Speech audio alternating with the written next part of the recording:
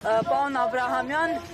ըստ էության, ինչպես բազմիցս ներկայացրել է նաև պատիվ խմբակցությունը, Դավիթ Համբարձումյանի կալանավորումը զուտ պետք է դիտարկել այն համատեքստում, որ նա նաև ձեր կողմից իմպիչմենտի թեկնածուն է եղել։ Հիմա ինչպես եք նախ պատկերացնում Համբարձումյանի շուրջ այս քաղաքական գործընթացի հանգուցալուծումը, երբ ազատ կարձակվի եւ օրինակ ինչ եք սպասում արդեն իմպիչմենտի գործընթացից, եթե հենց սկզբնական փուլում այսպիսի հարված ստացավ։ Նախ երկու հիմնական պատճառ կա, որի հետևանքով Դավիթ Համբարձումյանը այս պահին ճաղերի հետևում է։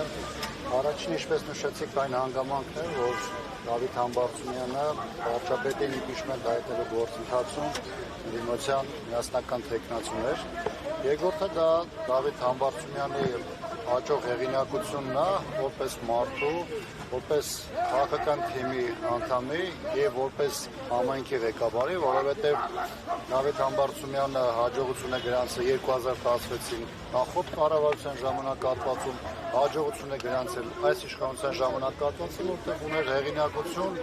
իր համայնքում, որը այնտեղ ապրող մարդիկ ըստ արժանվույն ընտրությունների միջոցով նաև գնահատել են։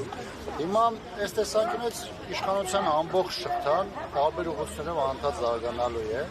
Սա առաջին հերթին հիմքում ունի նաև ընտրական տրամաբանություն, դաշտից հանել կամ թույլատնել բոլոր այն ուժերին եւ գործիչներին, որոնք ունեն հնարավորություն այդ պայքարում հաջողություններ արձանագրելու եւ իշխանության համար խնդիրներ ստեղծելու։ Դավիթ Համբարձումյանի շուրջ ստեղծված այս իրավիճակը ընդհանուր պրոցեսի մի կարևոր մասն է կազմում, կարևոր ինչ եմ ասում,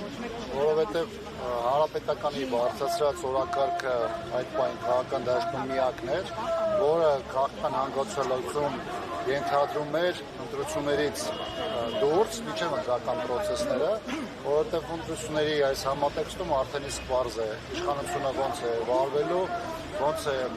փորձելու իր առավելությունները ընդգծել եւ իր խնդիրները ստեղծելու ընդդիմադիր դաշտի համար։ Պարոն Աբրահամյան, անցյալով եք խոսում միակներ, այսինքն էլ հույս չեք կապում իմպիչմենտի գործընթացի հետ,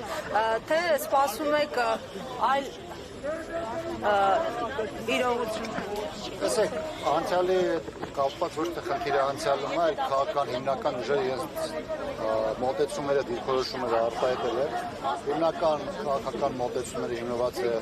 մյուս ուժերի ընտրական տրամաբանության ներքո եւ բնականաբար այս իրավիճակում